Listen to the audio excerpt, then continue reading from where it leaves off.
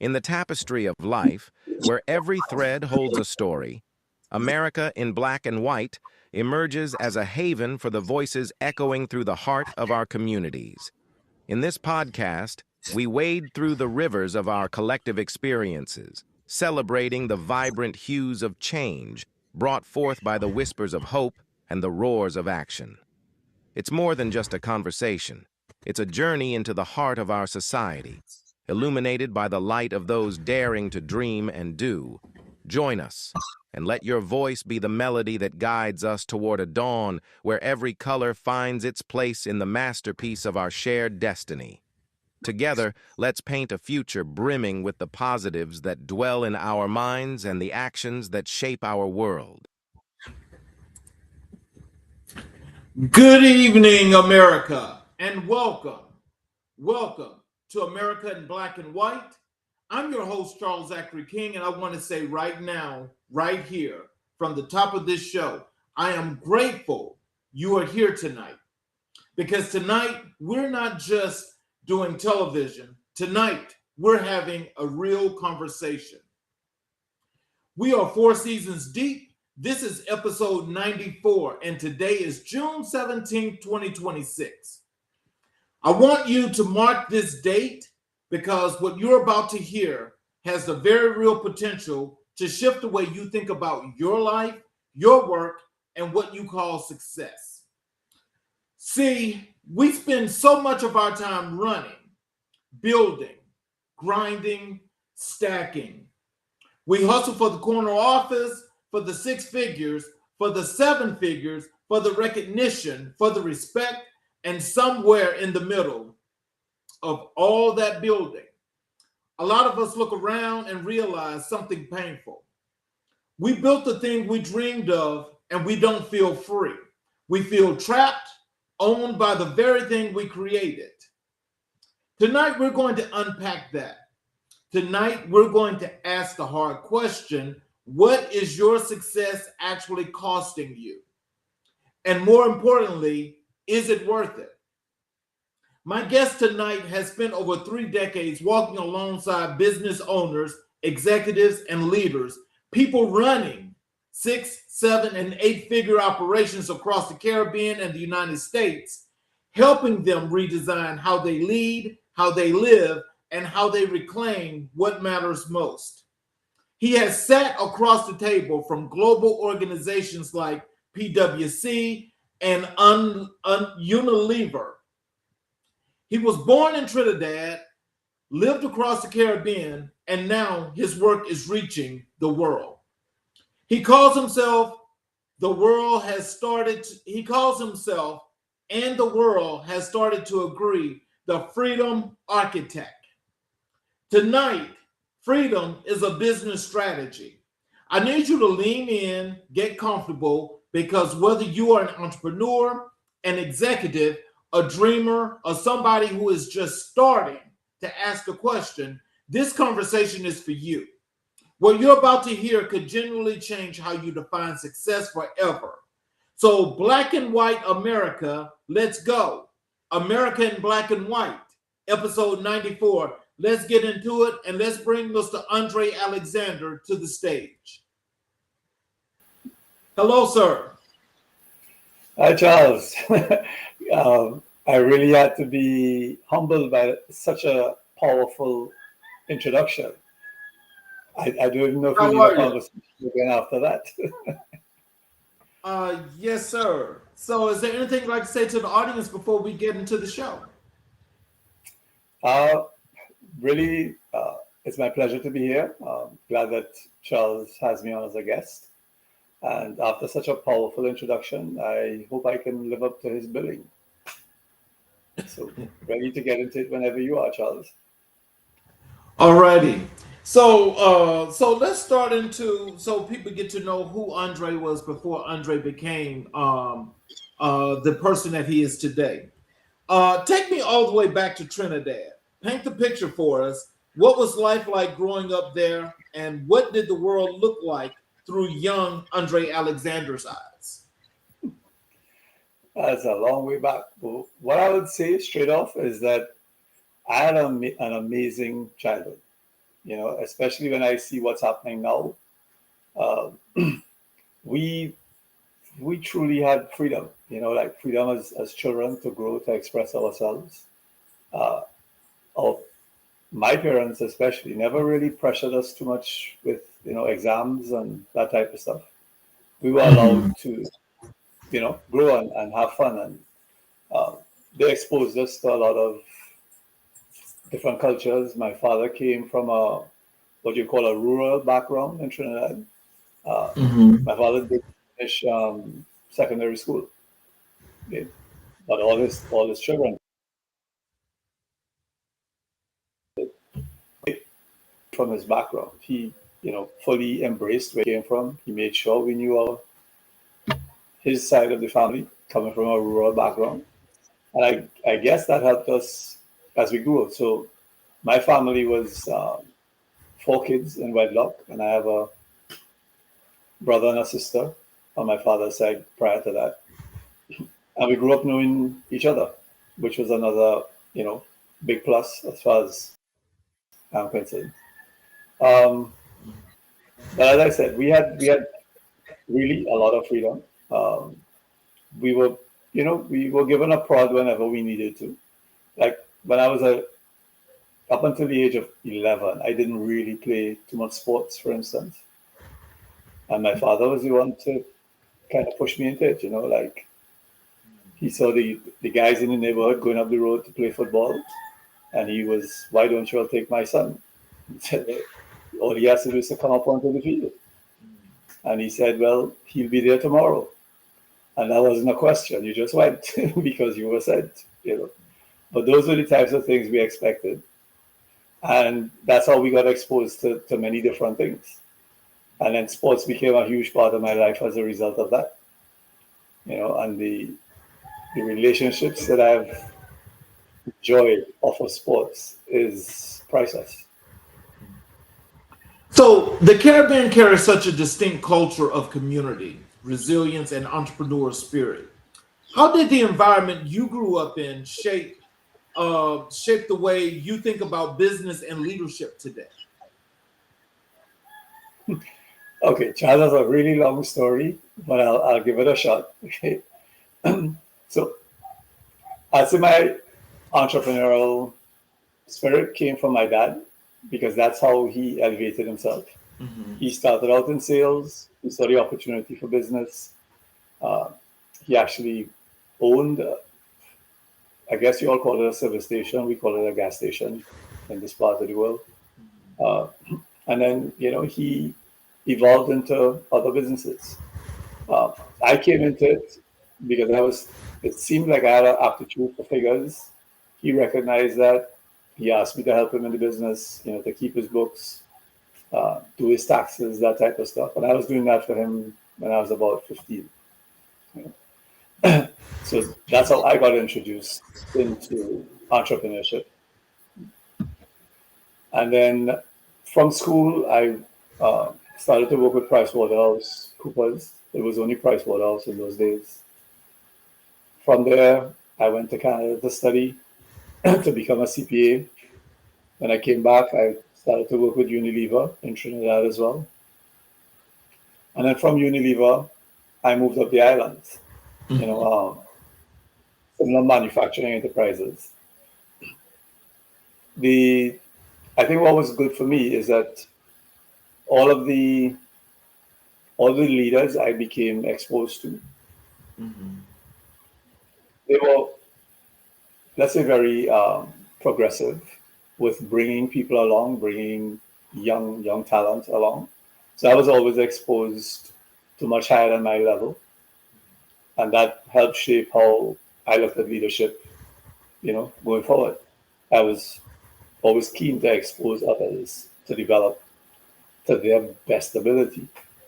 What was surprising to me is, as I came up the islands, I was asked why would I share so much with people beneath me? And I found it strange. And they were looking at it from a fear basis, like if you show them too much, they can replace you. They didn't see that If you bring somebody along to actually replace you, then you can move into a higher position, right? And elevate the company as well, right? So that's what I started to try and show them. The more you expose someone, right, is the more you grow as a leader and the more your organization will grow, right? Because now everything doesn't depend on you. You've brought along leaders who could take your place whenever you step out. So it means you could go on vacation without having to be bothered, right? You put systems in place. You mentioned, what successful business people suffer with. A lot of them suffer because they don't bring along leaders within their business because feel important by everything having to come through them, but then they become the bottleneck, and the business can only grow to the extent of their capacity, as against bringing people along, right? Developing capable leaders, and then giving you the time to lead with vision, as against just lead by reaction. So, as you think about this experience, this is a two-part question here. How did that relate to what you were learning and doing in the community in which you grew up in, and how that environment was, and how you needed to change it? But also, what did this change you? What did this teach you, or what were you learning about your business acumen that you're using today?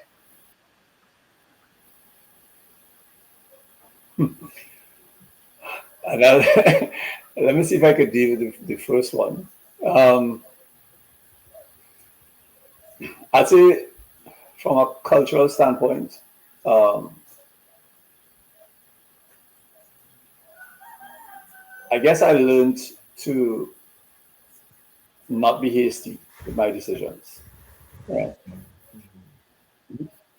Take time to explore, with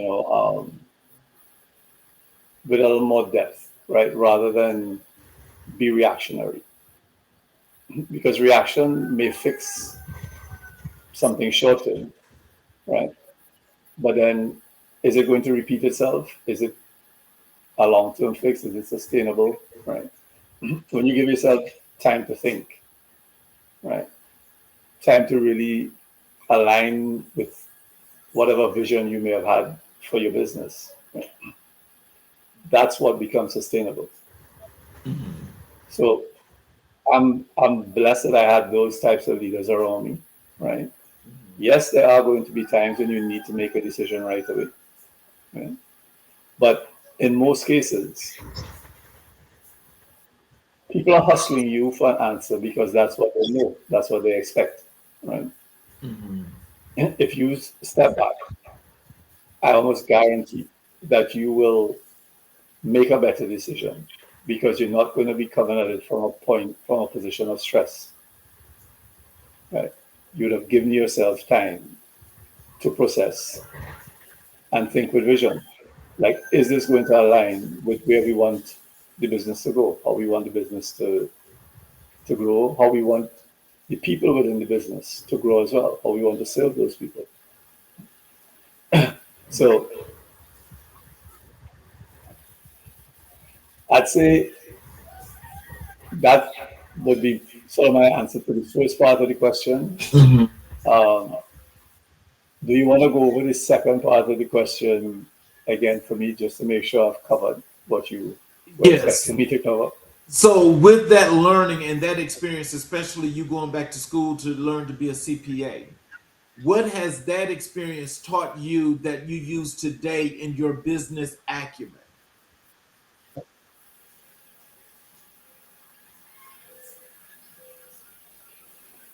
Okay, I think your audio cut out a little bit, but I believe I got the gist of what you're asking. Um, I might give a surprising answer here, but so I did the CPA, right, very early. Like, I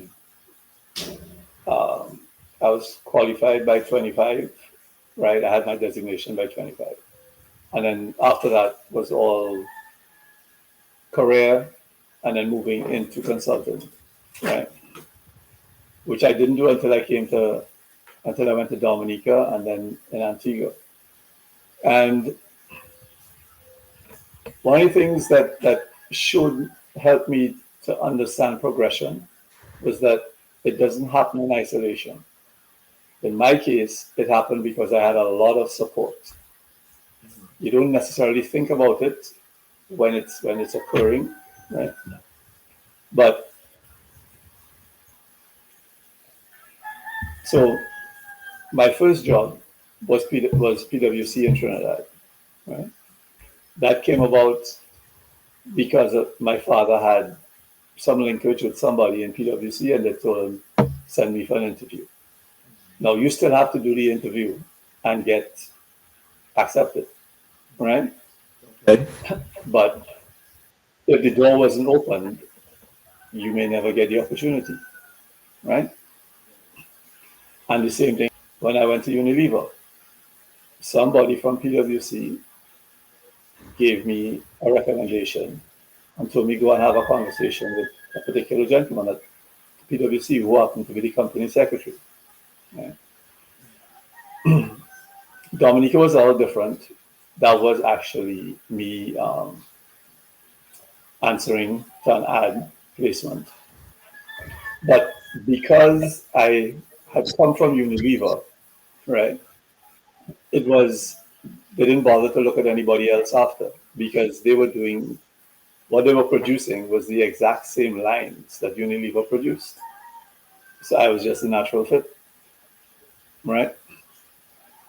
Then moving from Dominica to Antigua, there was a partner from Pricewaterhouse in Antigua who recommended me to a brewery in Antigua. And then he later recommended me to a gentleman that I would become business partners with.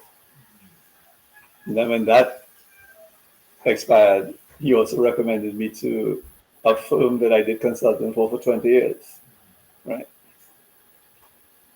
If you didn't have support at all those levels, where would I have been? I don't know. Maybe I'd have made it like I've done now.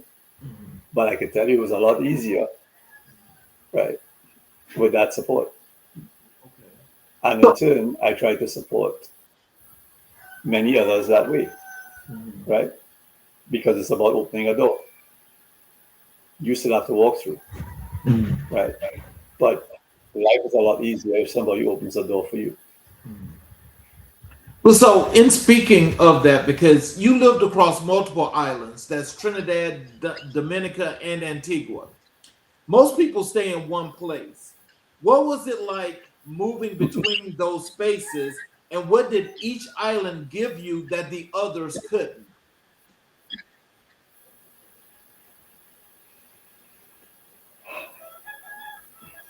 Okay, Trinidad to Dominica was, I was very young, right? I went there at the age of 28, right? I had no attachments per se. Okay? So it was just a sense of exploration, curiosity, right? Plus a significantly better salary than I would have gotten in Trinidad because Dominica's currency is a higher value currency to the US dollar than is the Trinidad currency, right? So that was more a sense of exploration, right? Okay. Moving from Dominica to Antigua that uses the same currency was, by that time I had been married and had 2 sons, right? Dominica didn't have, Dominica is a very small island. 60,000 people now is the population, right? It didn't have a lot of opportunity for my sons, right? So while I was happy in Dominica, I didn't think it was fair to, have them be shortchanged because they weren't exposed to what I was exposed to. And that's what led to the move to Antigua, which gave them much more opportunity, So just as an example, my second son was a swimmer for Antigua, went all around the Caribbean, representing them in competitions. Mm-hmm. Dominica doesn't even have a pool, so therefore he would never have had that exposure, right? You know, my sons got into other sporting activities where I was actually able to be a soccer coach for them for many years. I would not have done that in Dominica because I would still have been employed in Dominica and would not have had the time, right, to be able to support them the way I was in Antigua because but at a certain stage I was doing consulting, which gave me the freedom of time that I wanted, right? So it gave me the financial security plus the time freedom. And if you're into family, if you're into health and those things, if you don't have time freedom, those things are going to suffer. I guarantee you that because that's what I see all the time. Right? So hopefully that answers for you what one island gave me that another one couldn't. But it also had to do with the where I was in life at the time. So, when did you first realize that you were wired a little differently than the people around you? That your mind worked in a way that set you apart?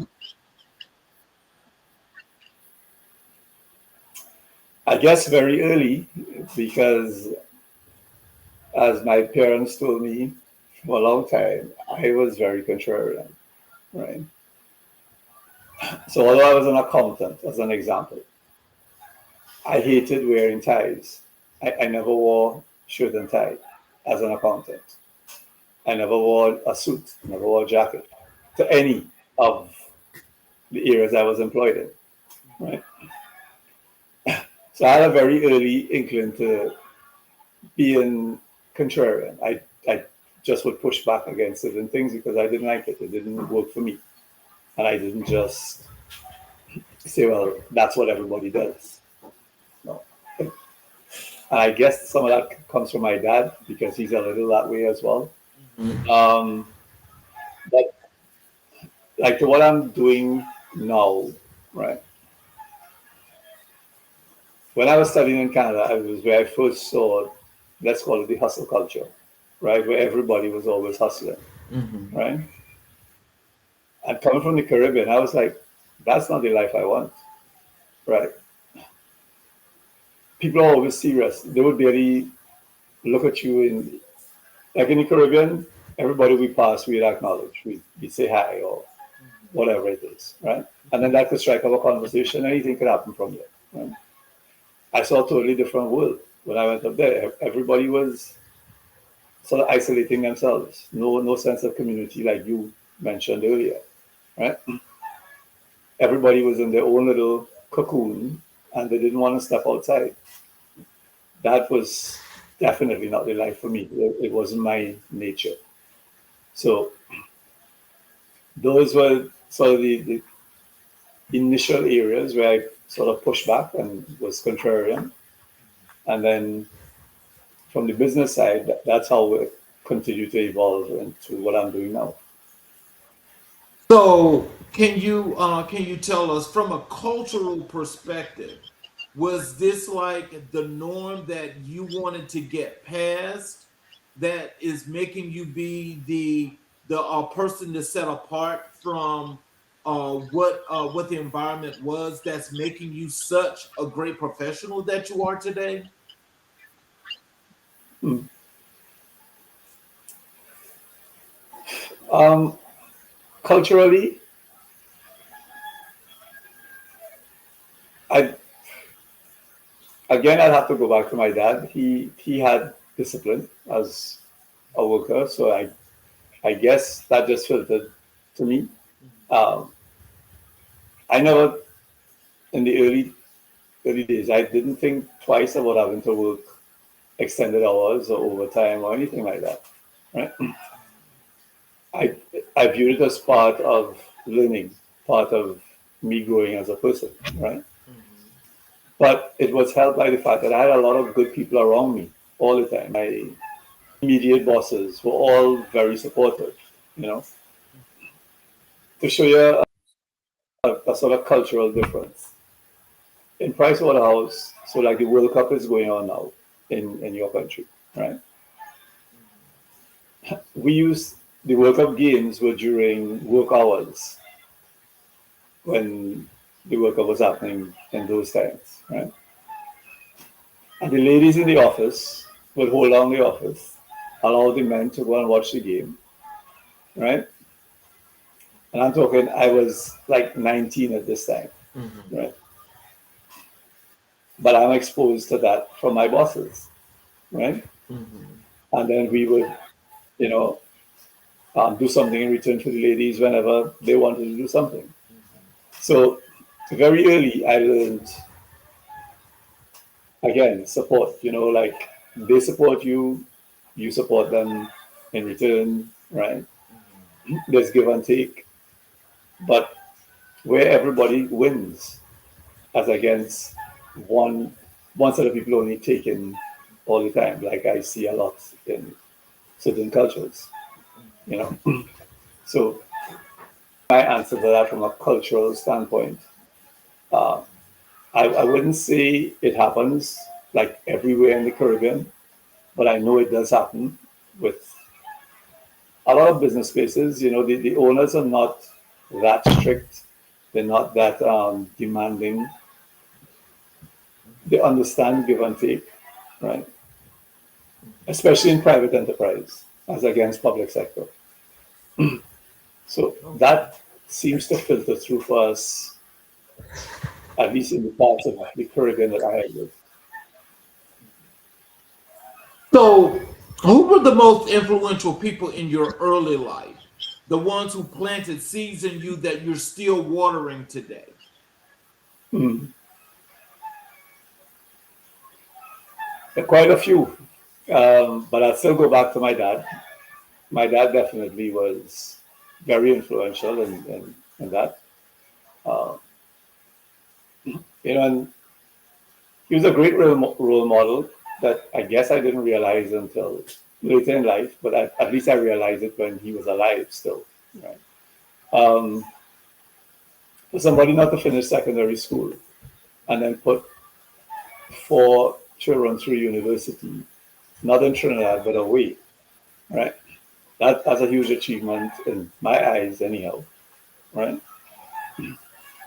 He also taught me responsibility because when he gave me, in those days, they'll give you a check, like a bank draft, right? That you would leave the island with. And he was, this is it. Don't ask for any more. You need to make sure that this works for the year, right? I would not even think about that type of responsibility, right?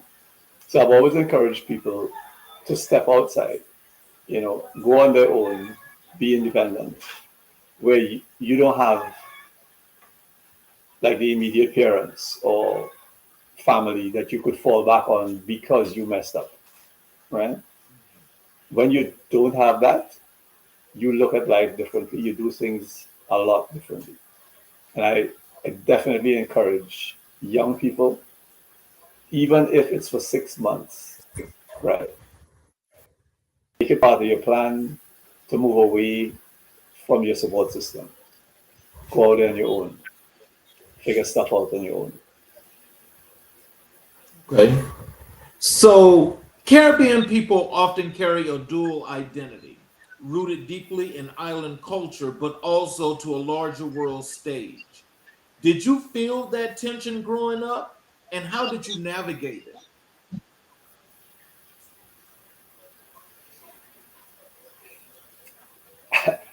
I have to be honest and say I don't think I ever really felt that tension. Okay. For me, okay, so the US would be the closest developed country to us, right? That's where our Uh-huh. travel naturally is.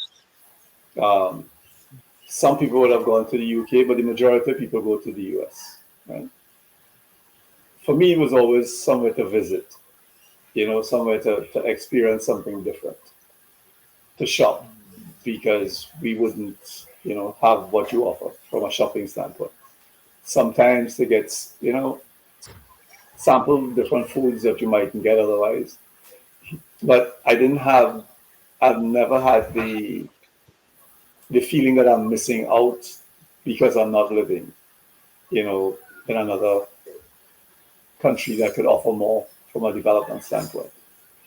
Because Right. for me, I've always valued the beaches, the easy way of life, the nature walks, that type of stuff, and your part of the world doesn't really offer that like it does in my part of the world.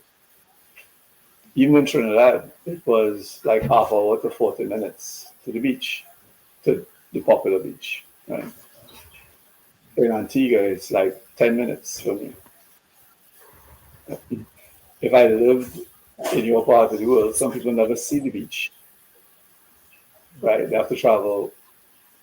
Sometimes they have to take a flight to go and see the beach, right?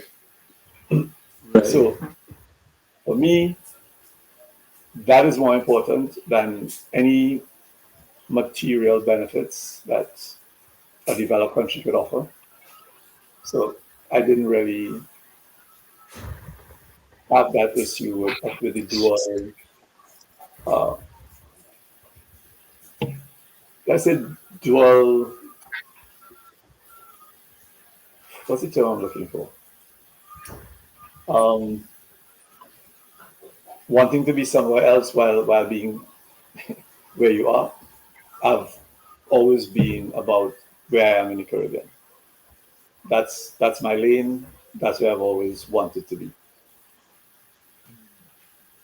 So, was entrepreneurship something you saw molded around you as a child, or was it a road you had to discover entirely on your own?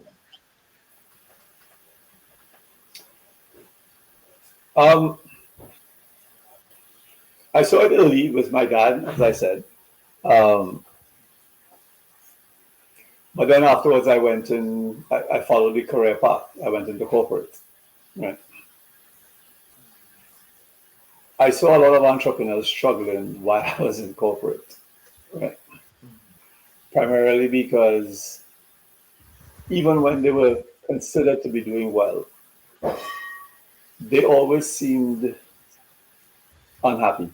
They weren't enjoying what they were doing. They weren't enjoying the benefits of what they were doing. So even when we would be, let's say we meet them at a party or fete or whatever, they always look tired, right? They didn't have the energy to enjoy what they should have been, right? So that's why when I sort of went the entrepreneurial route, I went into consulting rather than starting a hard product type business, because I could control my time. I could also choose who I worked with. Right? And that for me was always more important than the outward status symbols and the outward measures of success.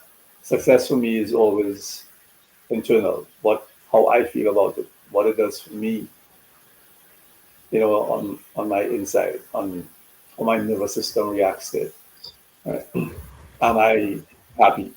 If I'm not happy, why do I stay there? And that actually was how I left certain jobs, because I wasn't happy. So why stay there? How long are you going to stay in something that makes you unhappy? Right? I know a lot of people get stuck in that phase. For me, sometimes I may have been too hasty, but one of my the last CEO that I worked with, where I was a CFO in the company, he was the one to point out to me that, do you realize you never stay more than 2 years anywhere? And I never saw it. I never recognized it, right? Because every move was an upward move. But he pulled out my CV and he said, look at your CV, right? because he was upset with himself because he was saying he should have seen it coming, right? I was like, how you would see it coming? I didn't see it coming. Something came up. It made sense for me. I want to go and explore it, right? He said, but you don't stay more than 2 years, and there's almost 2 years to the day everywhere. So there's something inside me that caused that to happen all the time. So subconsciously, I guess I was always looking for exit after 2 years, right? And I usually found it. And then when it wasn't happening, I would just move and go to something that would make more sense for me. So, if you could go back and have a conversation with the young Andre, maybe 12 or 13 years old, standing somewhere in Trinidad, what would you say to him?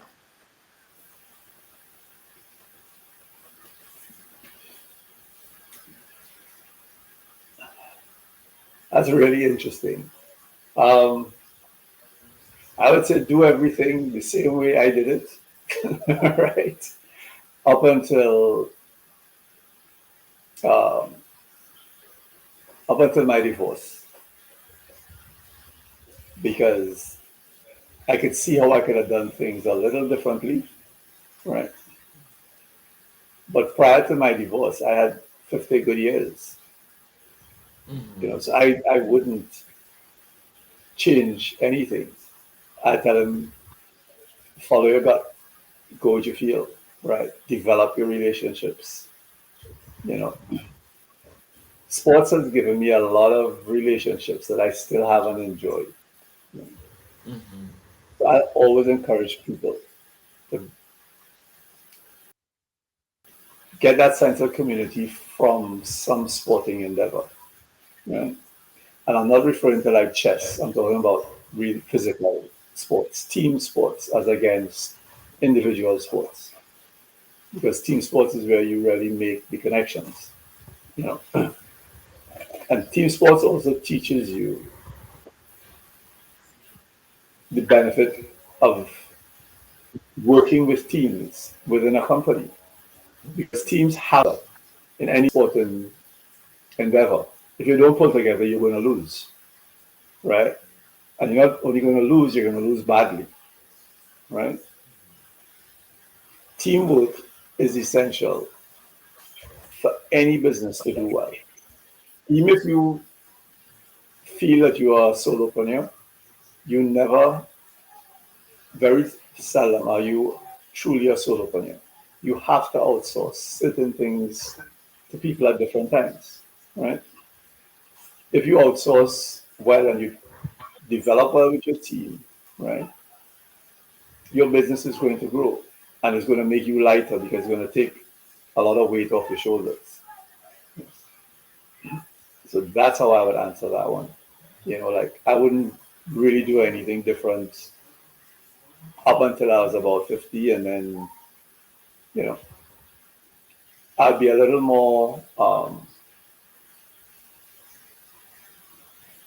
deliberate in the choices I made after divorce, because I kind of lost my way for a bit. So let's talk a little bit about your journey into entrepreneurship. Walk me through the early chapters of your career. You didn't wake up one day as the freedom architect. What were the formative years of your professional life like?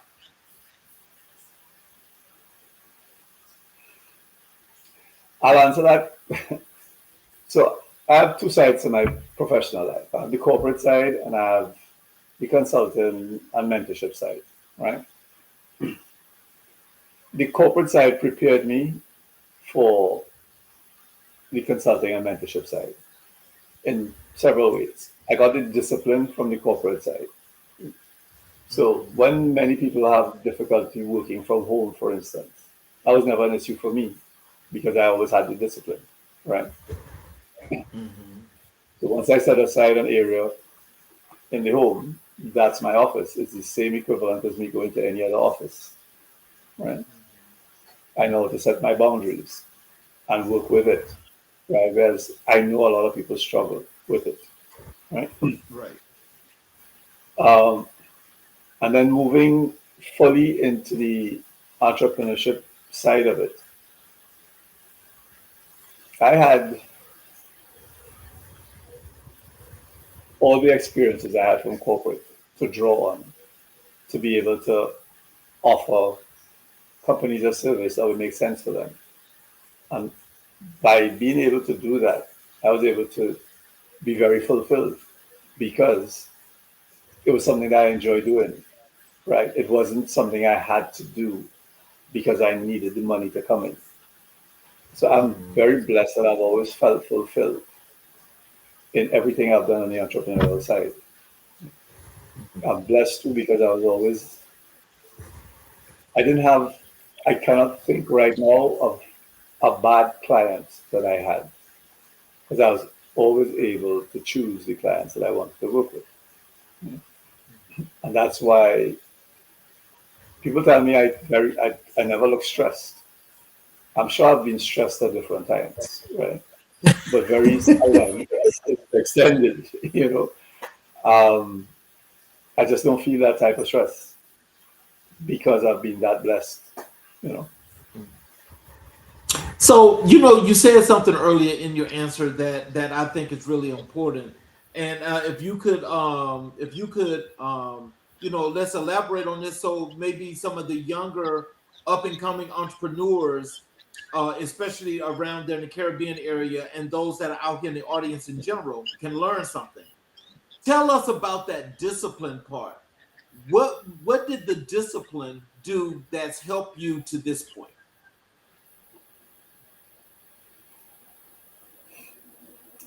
In my case, when I say discipline, I incorporate several things into it, right? So planning, for instance, falls under that category, right? And a lot of people think of discipline as, you know, you to focus on work like a 9 to 5 or whatever, right? Discipline for me is it incorporates several things. Do you start working before you have a plan? To me, the answer is no, right? Mhm. You take your time, you analyze what you need to do, right? You evaluate whatever the project or whatever the problem is, right? And you must always ask questions. People tend to skip that step, right? They want to get into the task right away, right? So the discipline is in the process as well, right? What's the outcome for whatever task it is that you want or you expect? Once you get clear on that, then you know you can plan by doing a reverse engineering, right? That then tells you the steps that you take to accomplish what you want to accomplish in what time frame. Okay. Was very important actually from places like PwC and Unilever because they are multinational corp very important Mhm. with their process. Mhm. So you studied in Algonquin College and the University of Ottawa. How did formal education shape your thinking, and where did it fall short of preparing you for the real work you'd eventually do?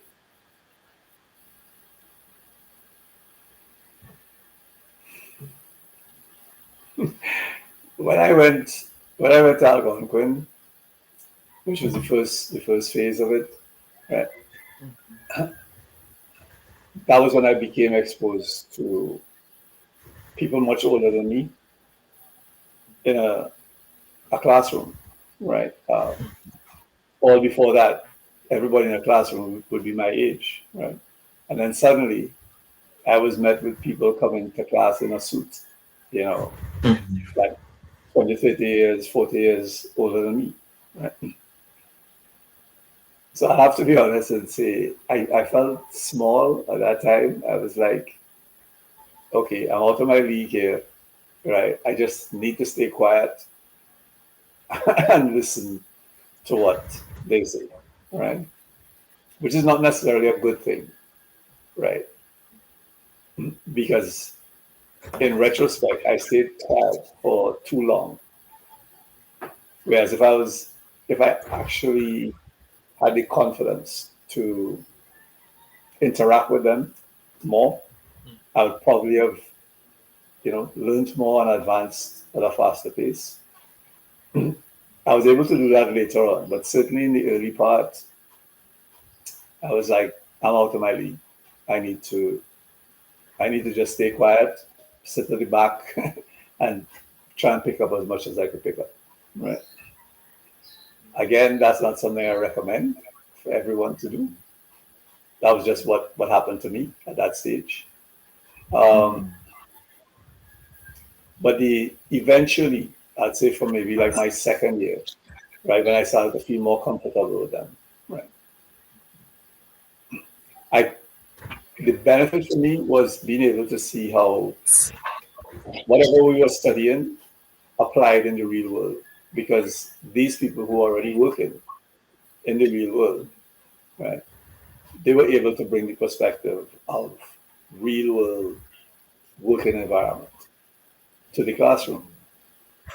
And that was very beneficial. And to most of us from Trinidad, because we tended not to do the two things together. You either just studied and then you went into work in most cases, right? And now here I'm opposed to something totally different. So I still am not very good at working and studying at the same time. It's one or the other for me still, right? But I benefited a lot from the insight that they were able to bring, right?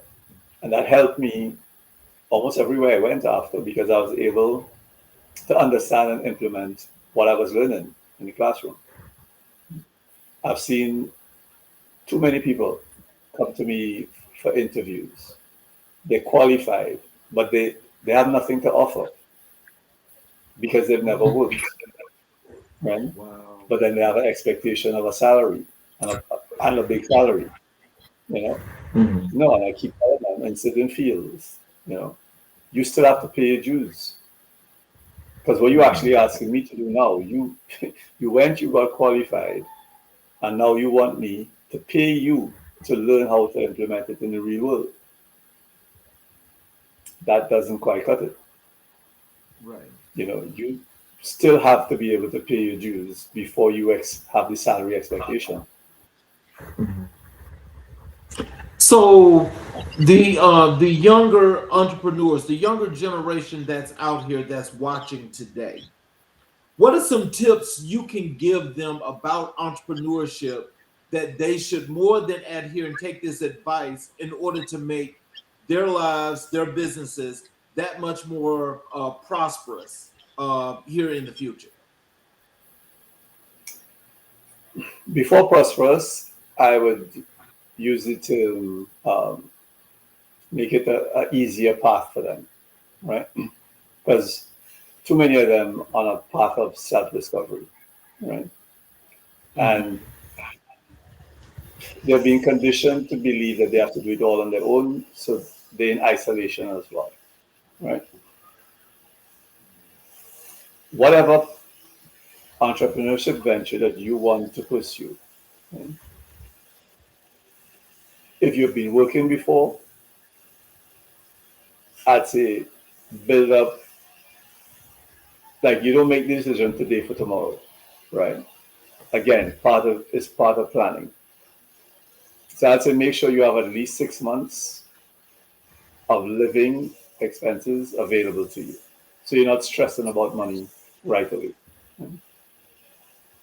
Then do up your concept, and then find a mentor or several to run it by them, right? Let them give you feedback on your idea, right? Once you get that feedback, the step that many people miss is validation, right? You need to test it. You need to test your idea before you run with it like crazy, right? And before you put money into it, right? So find, a few people to help you test Yeah, you run your idea by them, see what their feedback is. If you have a product, create a prototype, share it with people, get your feedback. But too many people have an idea, they think it's a great idea, and they just run with it. And then suddenly they spent a whole bunch of money and nothing is coming in. That's a recipe for disaster. You know, you have to be patient. You have to go through the phases and make sure you have somebody to see you. So, what was your first real encounter with organizational dysfunction? That moment where you looked at a leadership structure and said, "This is broken, and I think I know how to fix it." Okay, the two of them didn't quite go together for me. The first instance of organizational, dysfunction was my last corporate job,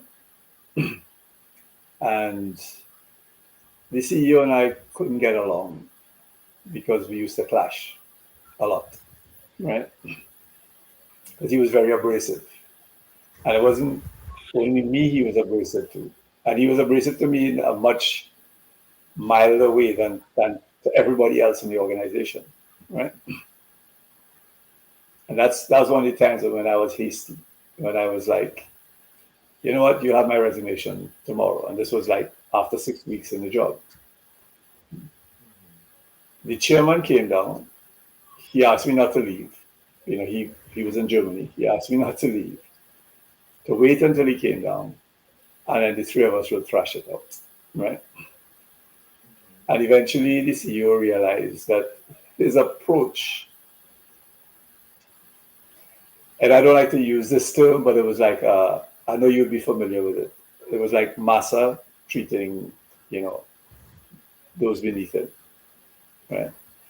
And I was never that person, okay? Because my father never treated me that way. You're not going to come and treat me that way. But that's not necessarily something I would suggest to everyone, right? You have to have confidence that you have options before you do that, right? Now, I eventually stayed at that company for 2 years, although I had initially resigned after 6 weeks. Mm-hmm. So immediately when the chairperson came down,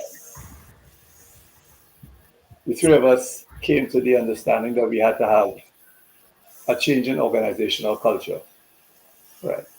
And the CEO had to change his ways because you're talking about 200 people that he was the leader of, but he was not showing leadership ability.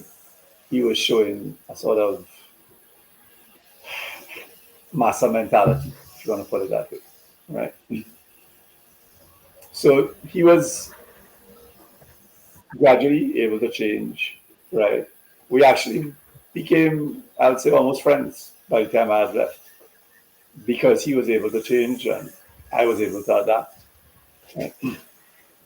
But for organizational dysfunction to change, there must be a willingness from leadership for it to change. Right? If the leadership isn't willing for it to change, it will never change, no matter what you try to implement. Right? It has to come from the top. And leaders seem to forget that, just like children, right? People model what they see.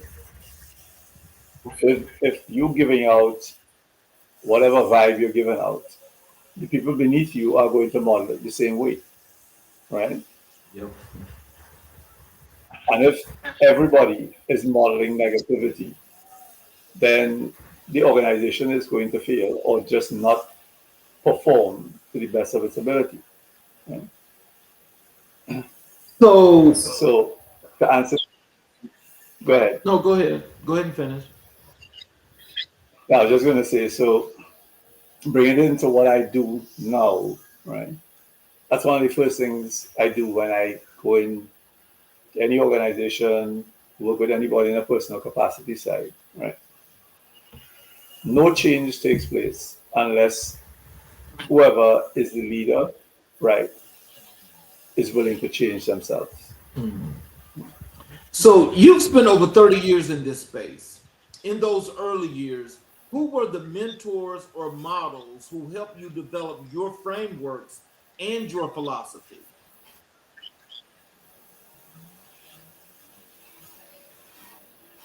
The mentors, again, there were many.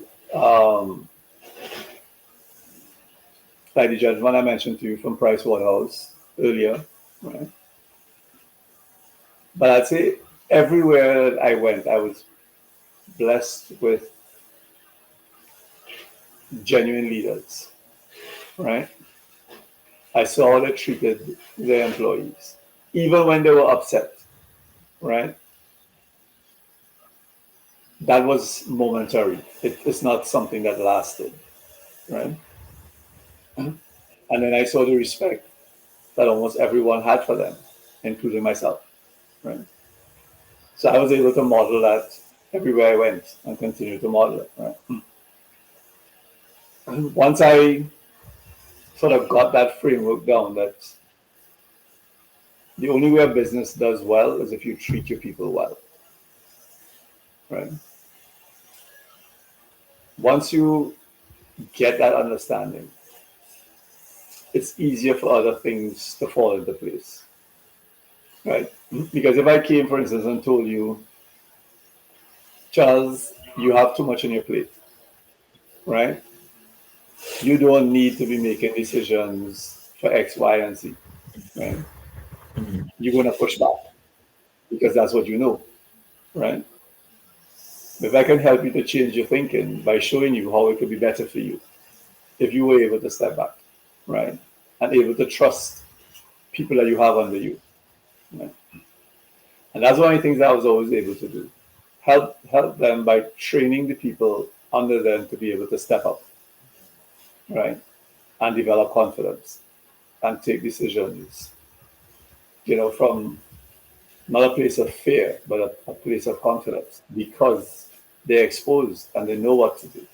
Right? The only way they can make decisions that way is to be given the opportunity to think for themselves and develop their own style and their own way of evaluating a problem, assessing it. Right? Because there's no one way for that to take place. I may evaluate something totally different to you, but we could come up with the same outcome. So it's just to encourage everybody to look inside, right, and be the leader that they know they could be. Because everybody's a leader Okay. if they allow themselves to be. Okay, so there had to be a pivotal moment, a crossroads, where you chose to go all in on your own path rather than climb someone else's ladder. What was that moment for you? The same company I mentioned earlier, all right. When I left that company, the decision was I'm done with corporate. I'm going into something where I could be the primary decision maker, even if it was with a partner, right? But it would just be two of us, or me primarily, being in the leadership role. Because too many times you get frustrated by leaders who they don't want growth or they don't want too much growth from the people beneath them, right? And I've always found that frustrating, where if you ask me to do something, then allow me to do it. Don't look over my shoulder, right? Support me, okay? Because if you didn't think I could do it, then why are you asking me to do it? So if you're going to ask me to do it, allow me to do it, right? You can guide me, right? And you can also give me feedback after so that I could, if I made a mistake, I can improve next time around. Because there's none of us who's perfect. We all have to make mistakes. That's how we learn. That's how we grow. So, So support me. in those early days of building your practice, what was the hardest thing to overcome? The self-doubt, the market, the positioning, or something else entirely? What was it? By the time I went into my life, I didn't have the self-doubt. Um, Positioning was a bit of an issue because that was a bit foreign to me. Because when you're in corporate, you have people that do marketing for you, right? That wasn't my strong point per se, right? I didn't even understand as a professional that you had to market yourself. Very similar to how you have to market a corporation, right? And that your positioning was important. So that was one of the things that I had to learn. Um, and even now, right, your positioning isn't fixed. It keeps evolving. It has to evolve, otherwise you're going to get left behind. So positioning for me, and when you talk about a business as well, positioning leads to lead generation, right? A lot of businesses suffer with lead generation because they don't understand positioning, they don't understand messaging, right? And they don't understand authority, right? For some professionals, you can get away depending on referrals only. But in this time, especially with so much businesses being done online, right, positioning is key. Because if you can't position yourself properly, you will not be successful. So you work primarily with 6, 7, and 8-figure business owners. When you first started, was that your target client, or did your client evolve over time and teach you who you were really meant to serve? Yeah, it was not my, that wasn't always my target audience. And I did not start off with the freedom architect messaging either, right? I was still, so my previous iteration to this was Biz Accelerator Coach, because that was more in line with what I had done as a consultant, right? Helping people improve their efficiencies and looking at their costings and all those things and improving their bottom line. And this goes back a bit to when you mentioned about mentors earlier. I came across a mentor who told me he thought that I was not doing myself justice and not really selling what I should be selling. Right? So I shared. So he said, in my opinion, you should be selling freedom. And I didn't understand it at the time because I was like, freedom, that's so weird. Like, who wants to know about freedom, right? So I kind of left that where it was. And then about 8 months later, I met a Tony Robbins coach. And he told me the same thing, but he was more specific. He was not just freedom, but you should be helping people to live the lifestyle that you live, right? Your Caribbean lifestyle. You don't have to be in the Caribbean to live a Caribbean lifestyle, right? As we were alluding to earlier. And that's how I eventually evolved into it. So the Biz Accelerator Coach was like 3 years. But I kind of got fed up with that. Prior to that, I did digital marketing because I was just looking for something different. That's what I mentioned, kind of losing my way a bit. I did digital marketing for 2 years. It was interesting, but it clearly wasn't me. I wasn't really fulfilled doing that. That's how I came back into the Biz Accelerator Coach. And then through the other influences, when I finally grasped what they meant, I was able to embrace the Freedom Architect fully. So, what is the biggest misconception that entrepreneurs have when they first come to you? the thing they believe about business or leadership that you almost always have to gently dismantle?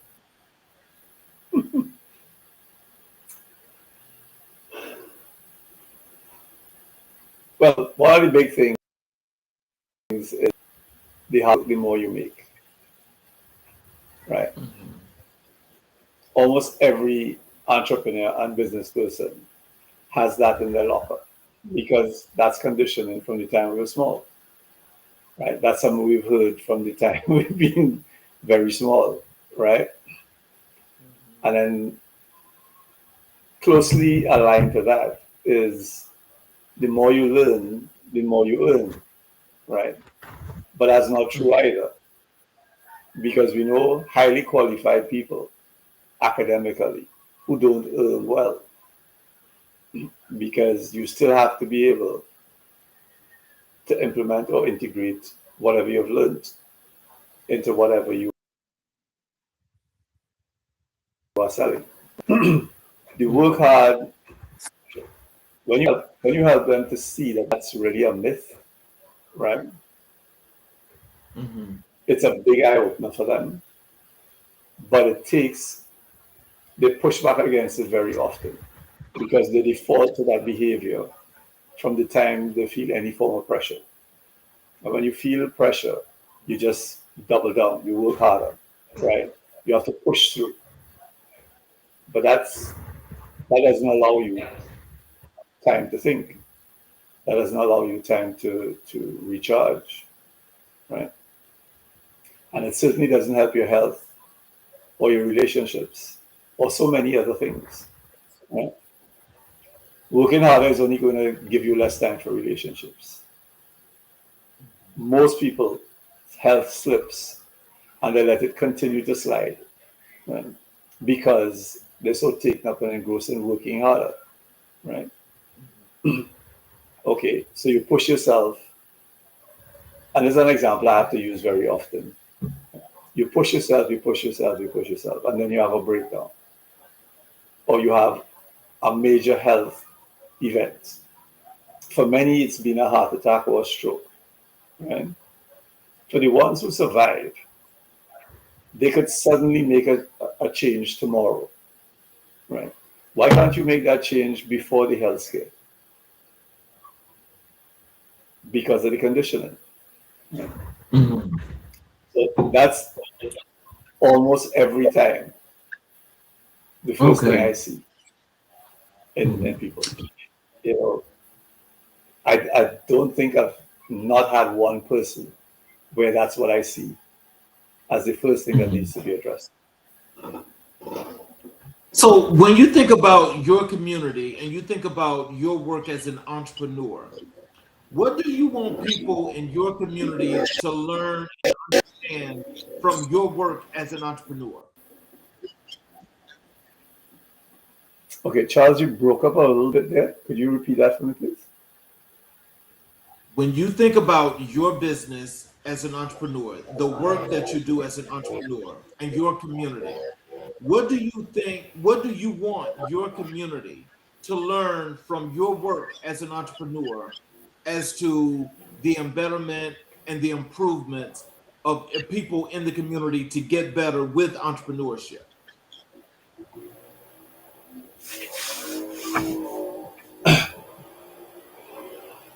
I'll try to make it simple.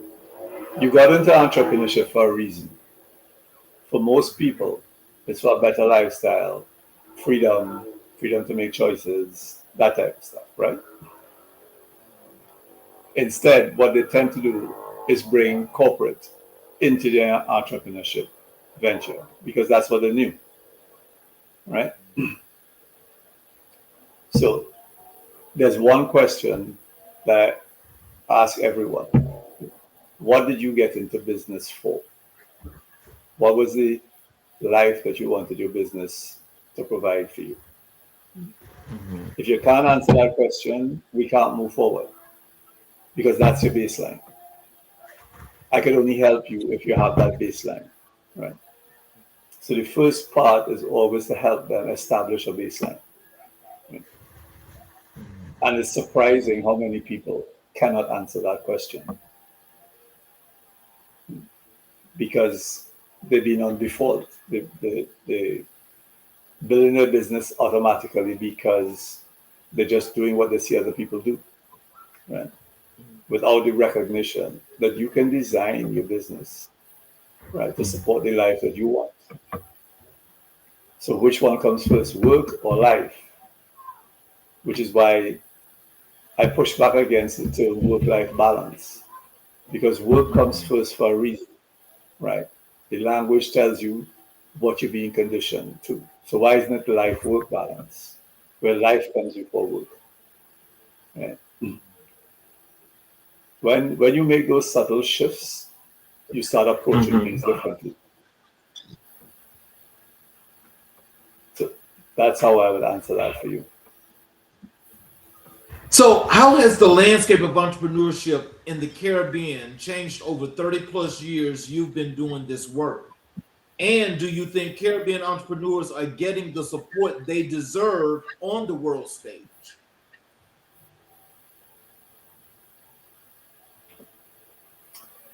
Support they deserve on the world stage. I don't know if they deserve any support. Nobody deserves anything. You have to make it. You have to step up and change your environment for what you want, right? I think one of the issues with a lot of people in the Caribbean goes back to what you had said earlier, where they keep looking at television, for instance, right? Which is one of the worst things that they could do, because then they keep getting this message that this is what success is supposed to look like. This is what you need to aspire to, right? Yeah. And then they start aspiring to that instead of maintaining our cultural values, right? So you suddenly find them moving away from community type stuff, becoming more and more isolated. So I grew up in what would have been considered an affluent area, right? But we had community. We didn't have, it's now a gated community, but it wasn't then, right? And we knew, all our parents encouraged us to be friendly with the people outside of our community, right? But that doesn't happen now. You know, too many of the more affluent areas in Trinidad, for instance, are gated, right? Just like you are in the US. Right? But that's not truly our lifestyle, right? Our lifestyle was knowing your neighbors, right? My parents knew almost all the friends that I had in our residential area. And that would be like over 30, but they knew them all. They would all come to my house, different ages at different periods in time. Right? My parents didn't have any concerns about us going out with them because they knew, they were confident that the older ones would take care of the younger ones and it passed through that way to us, right? Now, that doesn't seem to exist anymore, right? So everybody, you may know your neighbor next door and like say 2 houses away, maximum. And you don't know beyond that, right? And you're becoming more and more isolated because you're aspiring more and more to what you're being influenced by on the TV, right? So does everybody need a Mercedes in an affluent area? Does everybody need a Tesla? Whatever you want to call it, right? Do those vehicles do anything more for you than a Honda, a top Toyota, a top Ford, anything, right? Right. When you start being influenced too much by status and by symbols, right? That's where the Caribbean has started to lose it because they're adopting the US lifestyle too much, especially at the affluent stage. Oh wow, that's interesting. So then, so I'm assuming that the influence of what they're seeing on TV, which is fantasy, compared to what's reality, is what they're finding it difficult to live by. So basically, this is interesting because there's some similarities to that actually here in America, because when people see this stuff on TV and knowing that that's fantasy, I mean, there's nothing real about that.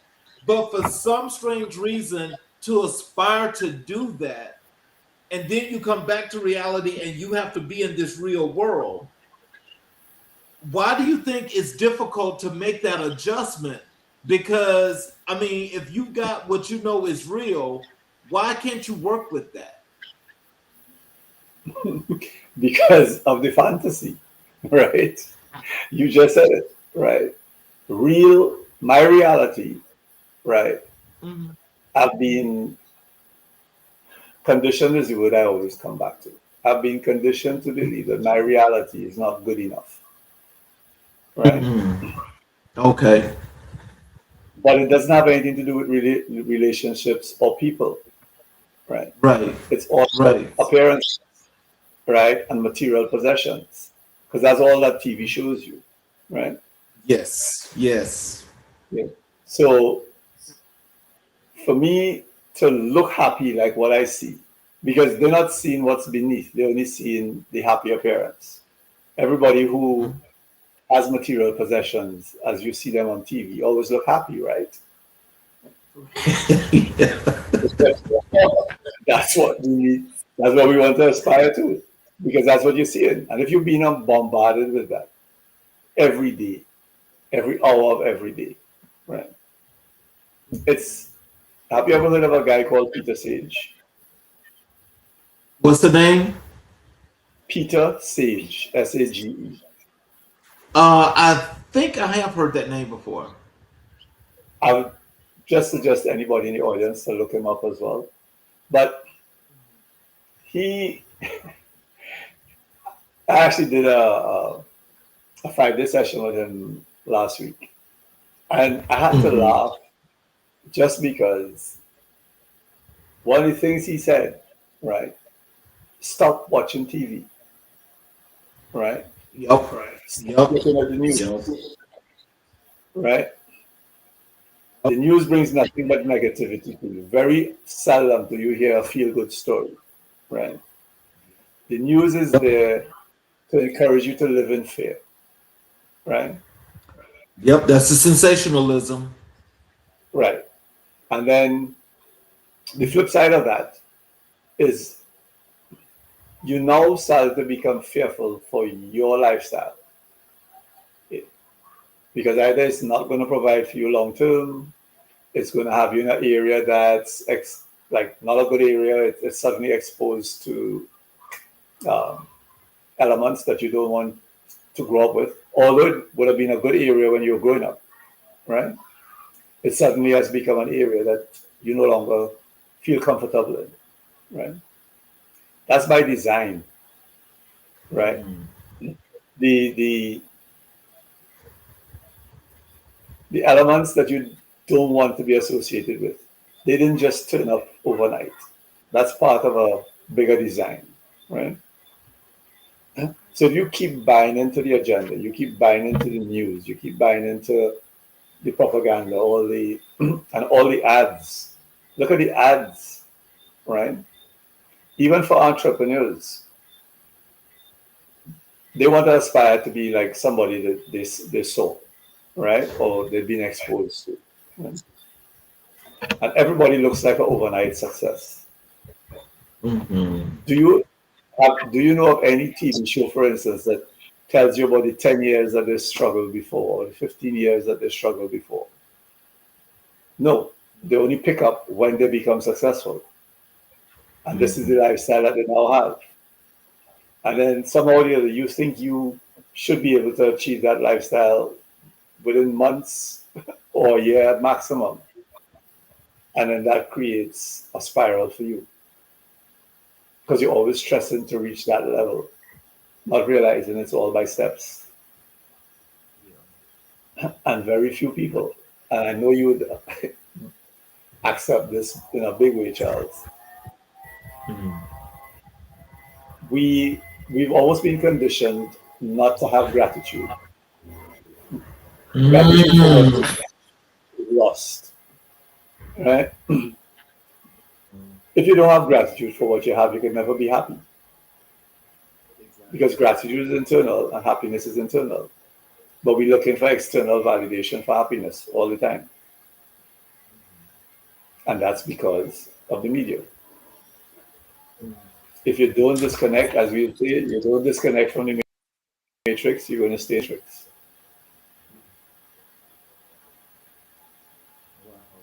That's interesting. Let's talk a little bit about you becoming the freedom architect. The name, the freedom architect. Where did it come from? Was there a single defining moment where that identity clicked into place, or did it emerge gradually over years of work? I'd say it emerged gradually over the last 12 months, right? Mhm. Because the architect part came afterward, right? I didn't even have a moniker at one time, okay? But through positioning and content, right?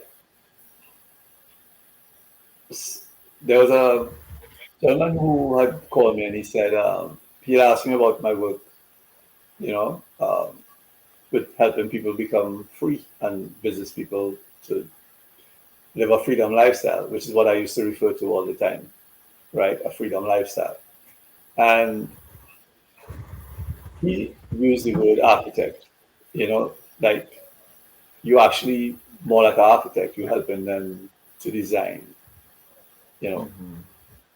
just like an architect in real life would design a building, you're helping them to design a business that serves their life, Mhm. right? And then I was about to do a new website and I started looking for names, right? Mhm. And then ChatGPT actually helped me a lot there because it gave me some feedback, right? It didn't give me Mhm. freedom architect straight off, but more and more, you know, it started to give me the feedback like this is where I should be heading.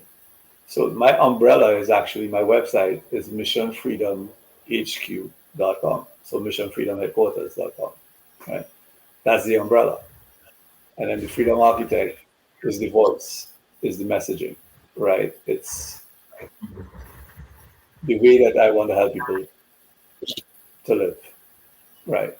That's where that voice comes from, you know. So helping people to architect their business for freedom. And that's how it eventually, that's how the name came about eventually. Okay. So when you say architect, someone's freedom, what does that actually look like in practice? Walk us through what that process means. What do you tear down? What do you build? Okay, I don't like the term tear down, okay, only because tear down is destructive, right? So the process is, so I have a process called ARIS, ARIS. That stands for awareness, recognition, reset, redesign, right? Immerse and integrate, and then sustain and support, or support and sustain, right? That's how the forward abbreviation came up. So I have to they become aware through my content, right? They start to wake up through my content, right?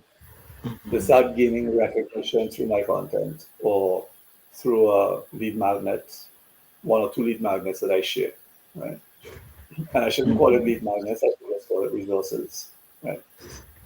Because they both have a sort of assessment component to it, a quiz that helps you start asking different questions.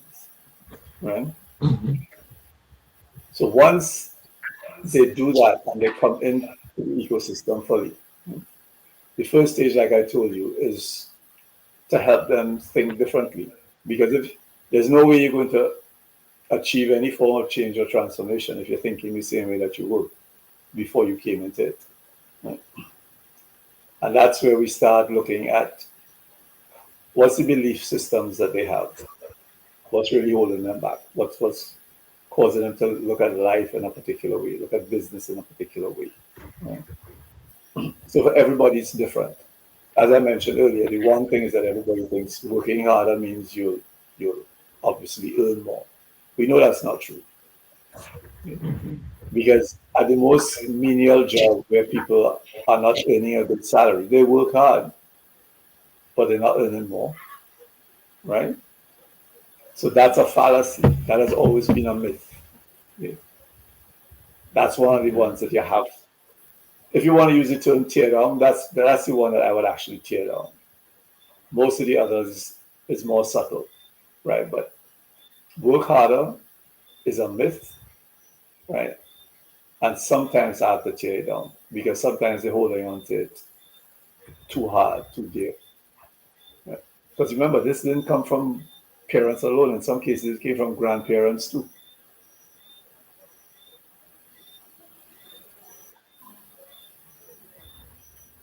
Charles, Hello? Yes. you disappeared very briefly there just now. Okay. I am sorry about that.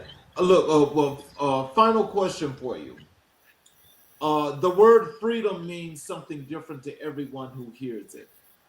How do you define freedom specifically in the context of business and leadership? And how did you arrive at that definition?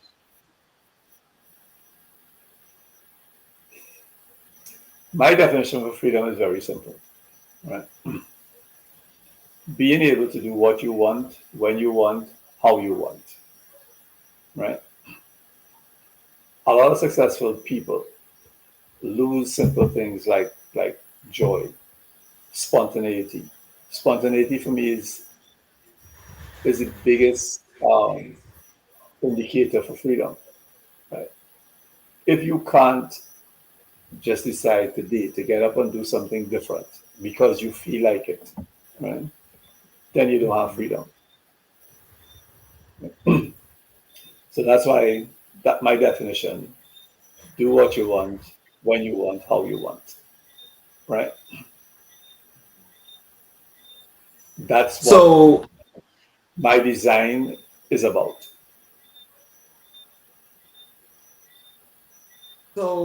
as we go through, this ending here, we didn't get a chance to cover all information, so we definitely would love to have you back. But can you give? Do you have any words of wisdom and encouragement for our audience, and how they can connect with you via your social media, your website, how they can get your book, all of those good things? The simplest way is to go through the website, which is missionfreedomhq.com. That will link them into everything that you just mentioned there. Okay. You got any words of wisdom and encouragement for our audience? Stop watching the news, right? Stop watching the news religiously, right? If you saw a story today, why do you need to follow it every hour of the day, right? Start freeing that mental space because every time you engage with it, right, you internalize something that you see in. And if it's something that's created fear for you, created anxiety for you, following it all the time is only going to increase it, right? And it's going to move you further and further away from freedom. Definitely.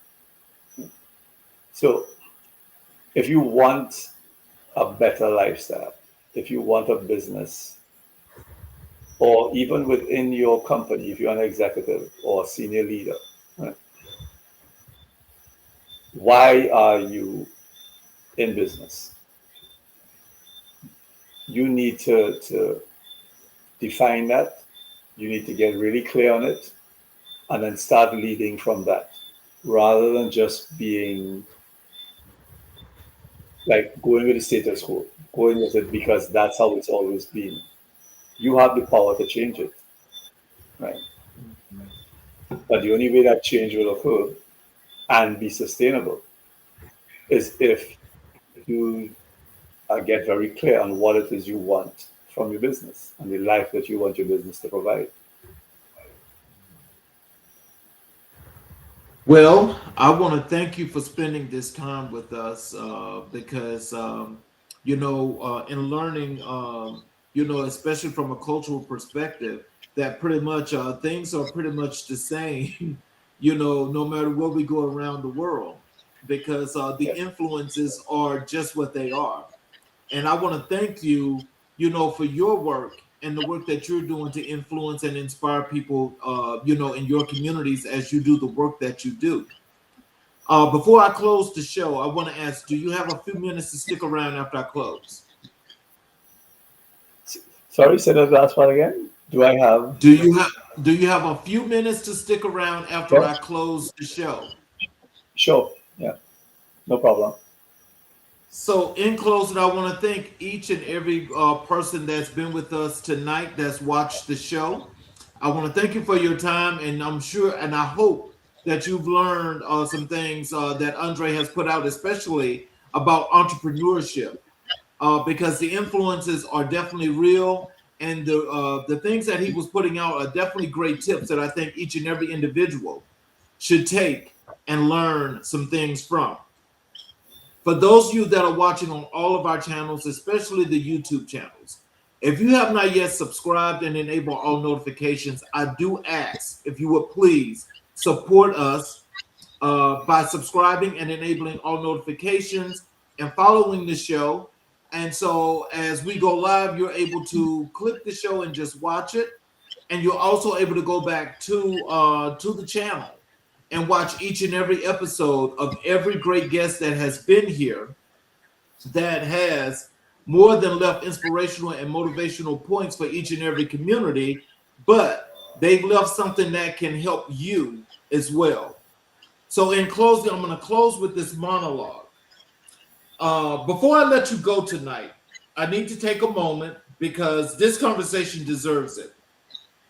Andre Alexander, the Freedom Architect, I want to thank you.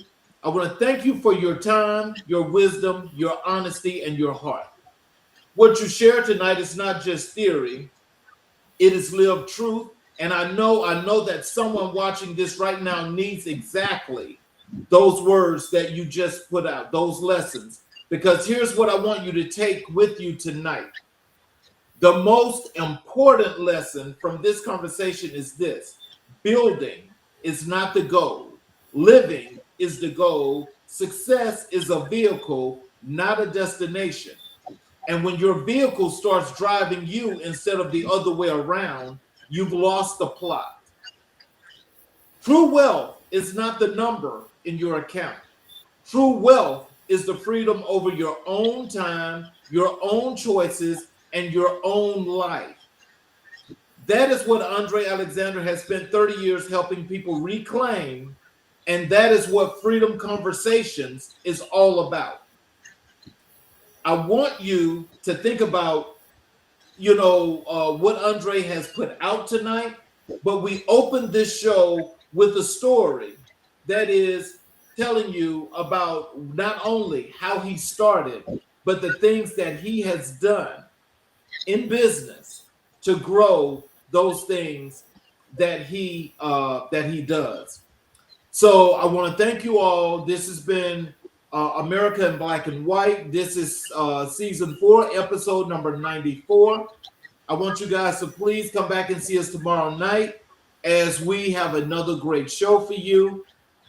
Please just make sure that you stay cautious to the wind, but you also are mindful about the things that you do, because some influences can cause the biggest harm to you. Thank you all.